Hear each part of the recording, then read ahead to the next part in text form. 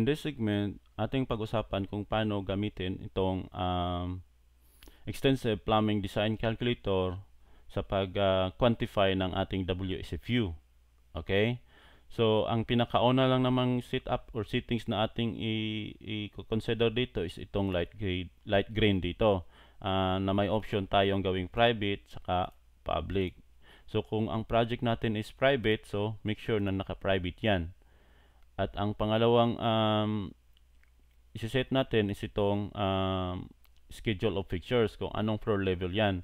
So kung halimbawa ay 3 levels yan, so punta lang tayo sa home, tapos iset natin to ng 3. Tapos balik tayo sa flow rate dito, click natin to, so 3 level project na tayo. So ang purpose nito is para maano tayo dito, ma-focus tayo kung ilang levels, kasi pag i-click natin yung 3 levels, so tatlong column din yan up to third floor or third levels. Okay, so halimbawa 8, so balik, i-set lang natin to ng 8, balik tayo sa flow rate, tapos naka 8 yan, so hindi na yun makikita yung third level. Para dito lang tayo maglagay ng quantity ng mga plumbing fixtures. Okay, ganun kaganda yung calculator natin. So halimbawa tayo, balik tayo sa home, set lang natin up to 3 levels balik, tapos balik tayo sa flow rate. So dito tayo magta-try ng quantity ng mga plumbing fixtures. So dito naman sa ating table, ito ay nakabase sa UPC, Uniform Plumbing Code. Kung gusto nyong i-check, may reference tayo dito, click nyo lang to at ma-direct tayo sa ating Google Drive. Pwede nyo itong i-download, i-view at i-print, isama nyo, i-attach nyo sa inyong calculation. Okay, so kung mapapansin nyo rito, naka-light gray ito sila, naka-light gray yung mga flashometer bulbs, tapos may accumulated value. So ibig sabihin ng light gray, editable cell.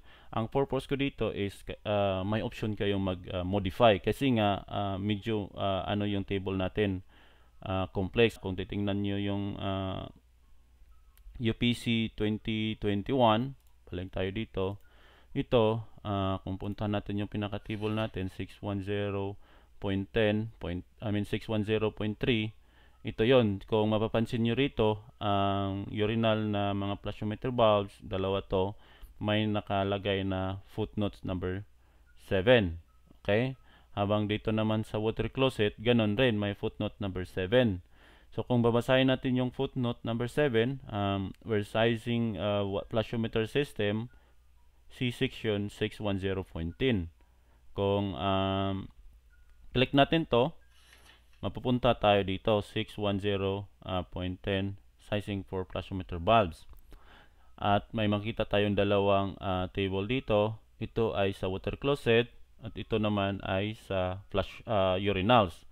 So ano ibig sabihin dito? May dalawang column din to bawat table. Tatlo, pero yung pinaka WSFU niya is dalawa, nahati siya sa dalawa. May option tayong gawing individual fixture units, mayroon tayong option na gawing accumulated value. So kung mapapansin nyo rito sa ating Excel, may naka-preset or nakalagay dito accumulated value.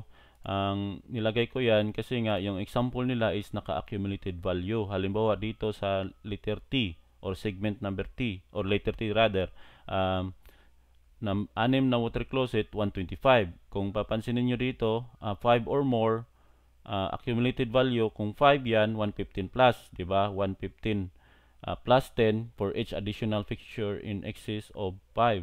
Okay? So, ano ibig sabihin? Kung 5 lang, 115. Kung may additional flashometer bulb na water closet na more than 5, ang successive or next water closet niyan is 10 for each. So naging 125 siya, kaya naging 125. So ibig sabihin, nag-cite ng example dito sa UPC, ang ginamit is accumulated value. So kaya nga yan rin yung nilagay ko dito. Pero kung gusto nyo yung individual value, i-delete nyo lang to, tapos i-manual nyo dito. Okay? Kaya nga naka light gray din to, hindi to naka-formula na nilagay ko na equals ito, kasi nga may option kayo na baka gamitan nyo ng accumulated value. Kasi pag accumulated value, magiging ano na yon, hindi na siya dapat i-multiply dito yung WSFU times quantity pag accumulated value. Kasi nga as per table na. Kung titingnan natin dito sa ating UPC, kung halimbawa sa water closet may ano 6. So hindi kayo pwede mag-multiply ng quantity to WSFU. Pwede nyo lang to i-manual. So kung 7 yan, so 125 plus 10. So 135 pag 7, ganun yon. So halimbawa, may example tayo dito sa water closet na flashometer bulbs. Ito, lagyan natin to ng 7 rito. So kung babalikan natin yung flow rate natin, magre-reflect yan 7, di ba? Water closet. So ang ibig sabihin yan, pag 7 yan, ano yung 7 dapat ano to, di ba? Equals 115 yung original, di ba? Plus 10 pag 6 plus 10 pag 7 kasi dalawa na silang dagdag, di ba? Dalawang 10. So maging 135 yan. Ganon yung ibig ko sabihin dyan. So pwede nyo lang tong pwede nyo lagyan dito ng kahit ano, pero pag 7 yan, automatic 135. So ganun lang. Pag individual naman, pwede nyo lagyan dito ng quantity pag individual. Tapos manual din kasi nga may rule din doon sa individual. Gaya nito pag ano na, pag 4, 15 yung bawat isa. Pag 3, 20 yung bawat isa. Pag 2, 30 yung bawat isa. Pag isa, 40 ang isa, di ba?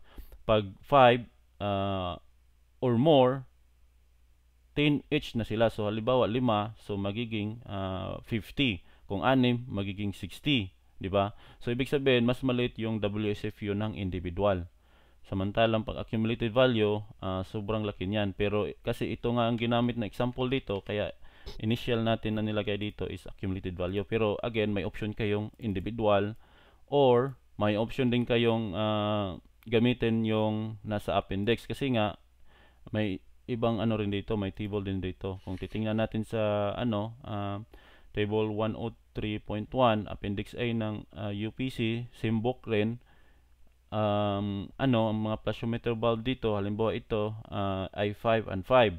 Tapos pag greater than 1.6 gallons per flash, 7 and 8. So nasa inyo yon, kaya nga editable to. Pwede nyong saan ang sundin nyo kasi nasa libro naman yun, di ba? So pwede nyong sundin yung 103 or 610 na ito 103.10 or itong 610.3. Nasa inyo yon. Kailangan nyo lang tong i-update pag sinunod nyo yung nasa 610. I mean sa 103. Okay?